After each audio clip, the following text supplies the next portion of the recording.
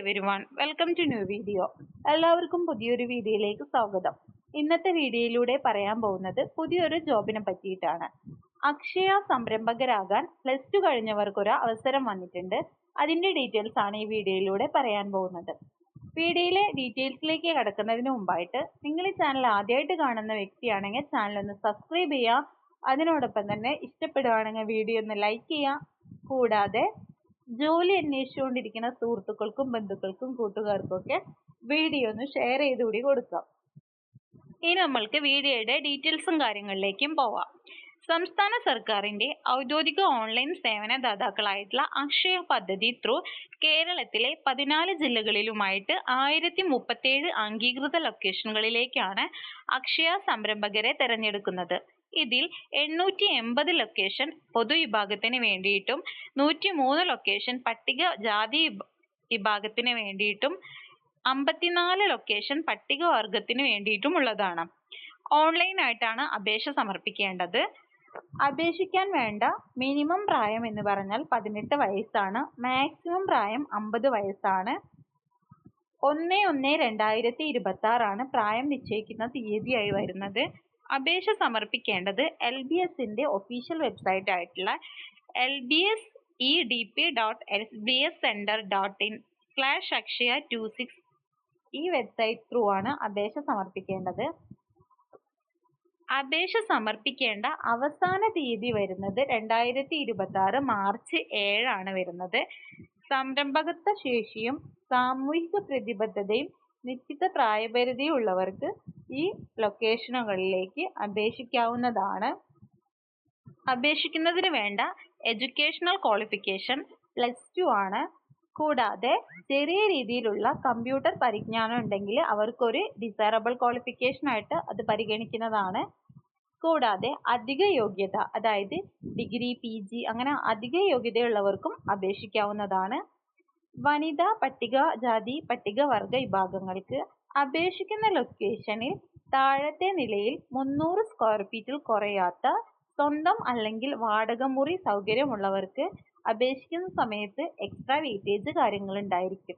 അതായത് അപേക്ഷിക്കുന്ന സമയത്ത് സ്വന്തമായിട്ടോ വാടകയ്ക്കോ 300 സ്ക്വയർ ഫീറ്റില് താഴത്തെ മുറി സൗകര്യങ്ങൾ ഉണ്ടെങ്കിൽ അവർക്ക് എക്സ്ട്രാ വെയിറ്റേജ് കാര്യങ്ങൾ ഉണ്ടായിരിക്കും. പക്ഷെ ഇതൊരിക്കലും അപേക്ഷിക്കുന്നതിന് വേണ്ടിയിട്ടുള്ള ഒരു എസെൻഷ്യൽ ക്വാളിഫിക്കേഷൻ അല്ല. ഉണ്ടെങ്കിൽ വെയിറ്റേജ് കിട്ടുമെന്ന് മാത്രമേ ഉള്ളൂ. ഇനി അപേക്ഷിക്കേണ്ട 3 ഘട്ടങ്ങളിലായിട്ടാണ് ഇതിന്റെ സെലക്ഷൻ പ്രോസസ്സ് നടക്കുന്നത്. അതിൽ ഒന്നാമത്തത് ഓൺലൈൻ അപേക്ഷയാണ്. ഈ ഓൺലൈൻ അപേക്ഷ സമർപ്പിക്കേണ്ടത് 3 ലൊക്കേഷനിലേക്ക് നമുക്ക് സമർപ്പിക്കാൻ പറ്റും. ഈ 3 ലൊക്കേഷനിൽ സമർപ്പിച്ചാലും ആദ്യം സമർപ്പിച്ചിരിക്കുന്ന ലൊക്കേഷൻ ആയിരിക്കും കൂടുതൽ പ്രയോറിറ്റി കാര്യങ്ങൾ ഉണ്ടായിരിക്കുക.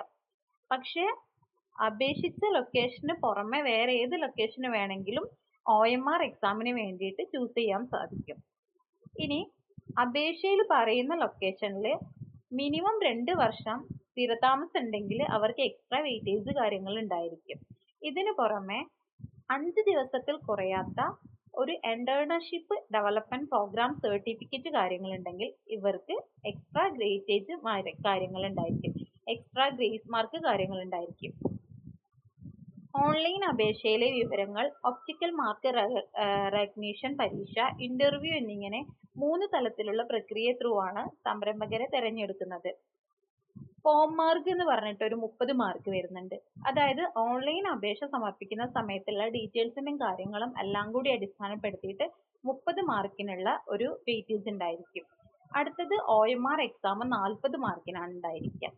ഇനി അഭിമുഖം ഇന്റർവ്യൂ എഴുതുന്നത് 30 മാർക്കിനാണ് വരിക. അങ്ങനെ മൊത്തം 100 മാർക്കിനായിരിക്കും ഇതിന്റെ സെലക്ഷൻ പ്രോസസ്സ് കാര്യങ്ങൾ നടക്കുന്നത്. ഇനി ഓൺലൈൻ അപേക്ഷ സമർപ്പിക്കുന്ന സമയത്ത് സ്കാൻ ചെയ്ത കോപ്പി എല്ലാം ഒറിജിനൽ ആയിരിക്കണം. ഫോട്ടോ കോപ്പി കാര്യങ്ങളൊന്നും അപ്ലോഡ് ചെയ്യാൻ പാടില്ല. അത് പ്രത്യേകം ഇതിൽ പറയുന്നുണ്ട്. ഇനി ഓൺലൈൻ അപേക്ഷ സമർപ്പിക്കുന്ന സമയത്ത് സ്വന്തമായിട്ടോ അല്ലെങ്കിൽ വാടകയ്ക്കോ 300 സ്ക്വയർ ഫീറ്റ് കുറയാത്ത ഒരു കെട്ടിടം ഉണ്ടെന്ന് പറഞ്ഞാൽ, ഒരു റൂം ഉണ്ടെന്ന് അപേക്ഷ സമർപ്പിക്കുന്ന സമയത്ത് പറയുന്നുണ്ടെങ്കിൽ KSMARTന്റെ പോർട്ടലിൽ ബിൽഡിംഗ് സർട്ടിഫിക്കറ്റ്, ഓണർഷിപ്പ് സർട്ടിഫിക്കറ്റ്, വാടക കരാർ എന്നിവ ഉണ്ടായിരിക്കും. ആ സംഭവങ്ങൾ അവിടെ സമർപ്പിക്കേണ്ടതായിരിക്കും. ആ സമയത്ത് അപേക്ഷകന്റെ പേരിലുള്ളതോ അപേക്ഷകന്റെ പേരിലുള്ള വാടക കരാറിലുള്ളതോ ആയിരിക്കണം.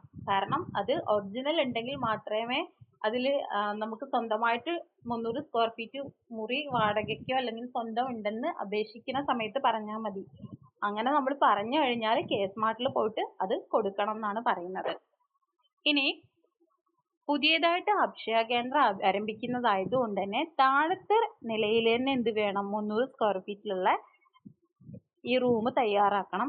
അതിന് വേണ്ടിയിട്ടുള്ള കസാര, കുടിവെള്ളം, ടോയ്ലറ്റ്, നോട്ടീസ് ബോർഡ് അങ്ങനെ എല്ലാ നിർദ്ദേശപ്രകാരമുള്ള എല്ലാ കാര്യങ്ങളും റെഡിയാക്കേണ്ടത് സംരംഭകരുടെ സ്വന്തം ഉത്തരവാദിത്തമാണ്. അതിന് ഗവൺമെന്റിൽ നിന്ന് ഒരിതും കിട്ടില്ല, അത് സ്വന്തം ഉത്തരവാദിത്തമാണെന്നാണ് പറയുന്നത്.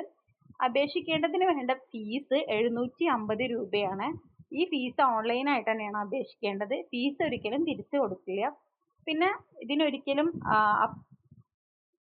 നിലവിലുള്ള അക്ഷയ സംരംഭകരോ അല്ലെങ്കിൽ ഒരിക്കൽ അപേക്ഷിച്ചിട്ട് അവരുടെ റദ്ദ് ചെയ്യപ്പെട്ടിട്ടുള്ള വ്യക്തികൾക്ക് വീണ്ടും അപ്ലൈ ചെയ്യാൻ പറ്റില്ല. അത്തരത്തിൽ അപ്ലൈ ചെയ്താലും ആ അപേക്ഷകളൊന്നും പരിഗണിക്കില്ല എന്ന് പ്രത്യേകം പറയുന്നുണ്ട്.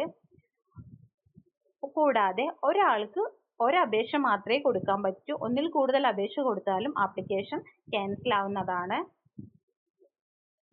ഇനി അപേക്ഷ സമർപ്പിച്ചു കഴിഞ്ഞ് ഫീസ് കാര്യങ്ങളൊക്കെ അടച്ചു കഴിഞ്ഞാൽ നമുക്ക് യാതൊരു വിധത്തിലുള്ള ആപ്ലിക്കേഷനിൽ യാതൊരു വിധത്തിലുള്ള എഡിറ്റ് കാര്യങ്ങളൊന്നും ഉണ്ടായിരിക്കുന്നില്ല. അതിനുള്ള ഒരു ചാൻസ് ഒന്നും ഉണ്ടാവില്ല. ഓൺലൈൻ അപേക്ഷ സമർപ്പിച്ചു കഴിഞ്ഞാൽ രണ്ടാം ഘട്ടമായിട്ട് വരുന്നത് OMR ആണ്. ഈ OMR എക്സാം 30 മാർക്കിൻ്റെതാണ്. 30 മാർക്കിൻ്റെ OMR എക്സാമിൽ 9 മാർക്ക് കിട്ടിയവരെയാണ് അടുത്ത സ്റ്റേജ് ആയിട്ടുള്ള ഇന്റർവ്യൂവിന് വേണ്ടി പരിഗണിക്കുക. ഈ OMR എക്സാമിൽ 50% മാർക്ക് നേടിയവരെയാണ് മൂന്നാം ഘട്ടമായിട്ടുള്ള അഭിമുഖത്തിന് തിരഞ്ഞെടുക്കുന്നത്. ഈ അഭിമുഖ സമയത്ത് ഇവർ അപേക്ഷയിൽ പറഞ്ഞിട്ടുള്ള എല്ലാ സർട്ടിഫിക്കറ്റും കാര്യങ്ങളുടെയൊക്കെ ഒറിജിനൽ തയ്യാറാക്കി അവിടെ വന്നിട്ട് സബ്മിറ്റ് ചെയ്യേണ്ടതാണ്. ഇനി ഇതിൻ്റെ റാങ്ക് ലിസ്റ്റ് ഉണ്ടാക്കുക എന്ന് പറഞ്ഞാൽ ഓൺലൈൻ അപേക്ഷ, അതുപോലെ തന്നെ OMR എക്സാം, ഇൻ്റർവ്യൂ, ഈ മൂന്നിൻ്റെയും ബേസിലായിരിക്കും റാങ്ക് ലിസ്റ്റ് തയ്യാറാക്കുക. ഈ റാങ്ക് ലിസ്റ്റ് വന്നു കഴിഞ്ഞതിന് ശേഷം നമുക്ക് അവിടെ കിട്ടിയിട്ടുണ്ടെങ്കിൽ അതിൻ്റെ ഡീറ്റെയിൽസും കാര്യങ്ങളെല്ലാം ഫോൺ ത്രൂ അല്ലെങ്കിൽ പ്രൊഫൈലിലൂടെ നമുക്ക് അതിൻ്റെ ഡീറ്റെയിൽസും കാര്യങ്ങളൊക്കെ അറിയിക്കുന്നതായിരിക്കും. അപ്പോൾ അപ്ലൈ ചെയ്യാൻ താല്പര്യമുള്ളവർ എത്രയും പെട്ടെന്ന് അപ്ലൈ ചെയ്യാൻ ശ്രമിക്കുക.